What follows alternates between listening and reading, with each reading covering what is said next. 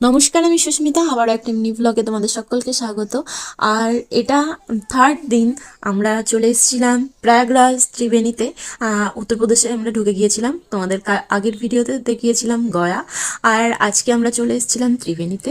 এখানে স্নান করব বলে আমরা দাঁড়িয়েছিলাম একটা বড় মাঠের মাঝখানে। বাসটা দাঁড়িয়েছিল, সেখানে রান্না বান্না করছিল, আর তার মধ্যে আমাদের ঘুরে আসতে বলেছিল। এখানে ঘোরার মধ্যে ছিল এই যে ত্রিবেণী সঙ্গমে স্নান করা, আর তার পাশে কিছু মন্দির ছিল, অনেক পুরানো হেরিটেজ, তো সেগুলো দেখার। তো আমরা প্রথমে এখানে স্নান করব বলে চলে এসেছিলাম। তার জন্য কিন্তু এখানে তোমাদের আগে থেকে একটা জিনিস বলে দিই। ওখানে নৌকা করে যে আমাদের ত্রিবেণী সঙ্গম, এখানে তো সব জায়গায় তো স্নান করাই যায়, কিন্তু যে মেন তিনটে নদীর সঙ্গম স্থল, সেখানে বলে স্নান করার জন্য নিয়ে যায়, কিন্তু নৌকা প্রচুর দাম চাই, প্রচুর দাম। একটা মানে এমন প্রাইস চাইবে যেটাকে কমানো অসম্ভব ব্যাপার। তো সেটা নিয়ে আমরা প্রচুর দরাদরি করে, আমরা আগে থেকেই বিষয়টা জানতাম, তো অনেক দরাদরি করে ওটা যা দাম চাই তার হাফেরও হাফ বলবে। আমাদের হয়তো চেয়েছিল একটা নৌকায় স্নান করিয়ে নিয়ে আসবে, তাই মনে হয় 1000 টাকা কি 1200 টাকা চেয়েছিল।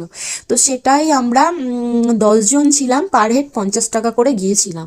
ঠিক আছে, হ্যাঁ, 500 টাকায় লাস্ট আমরা, ওরা রাজি হয়েছিল 500 টাকায় কি 600 টাকায় এরকম হয়েছিল, 1200 টাকা চেয়েছিল। তো যাই হোক, আমরা ত্রিবেণী সঙ্গমস্থলে স্নান করে সেখান থেকে আবার চলে এসেছিলাম। আর সেখান থেকে চলে এসে আমাদের বললাম যে এখানে একটা পুরানো মন্দির আছে, এখানে হচ্ছে অনেক সুন্দর দুটো হেরিটেজ জায়গা ছিল। আমরা একটা গিয়েছিলাম, সেটা হচ্ছে মন্দিরটা ছিল পাশেই। আর মন্দিরের ভেতরের সমস্ত কিছু ঠাকুর যেটা, সেটা ছিল পাতালে, মানে নিচে একদম। আর এখানে একটা বিষয় খুবই খারাপ লেগেছে, সেটা হচ্ছে এখানে ঢুকতে গেলে টাকা। যেখানেই মানে যেই ঠাকুরকে দর্শন করবে সেখানেই টাকা। আর ওখানে যে পান্ডাগুলো ছিল না, সেগুলো খুবই, আমার এটা খুবই খারাপ লেগেছে যে সব কিছু সব জায়গায় টাকা দিতে হবে। তো ওটা থেকে আমরা সিঁড়ি, ওখানে নিচে সিঁড়ি ছিল।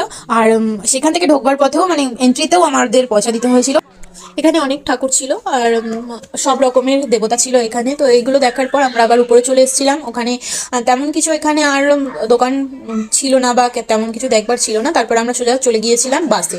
আর বাসে ওখানে সারাদিন কাটানোর পর, খাওয়া দাওয়া করার পর ওখানেই ছিলাম। তারপর আবার রাত্রে ওখান থেকে রওনা হয়েছিলাম অন্য আরেক জায়গায় যাবার জন্য।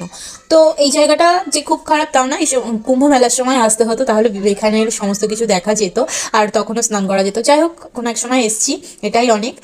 তো চলো, আজকের মতন ভিডিওটা এই পর্যন্ত। আবার অন্য কোনো ভিডিও দেখা হবে। টাটা।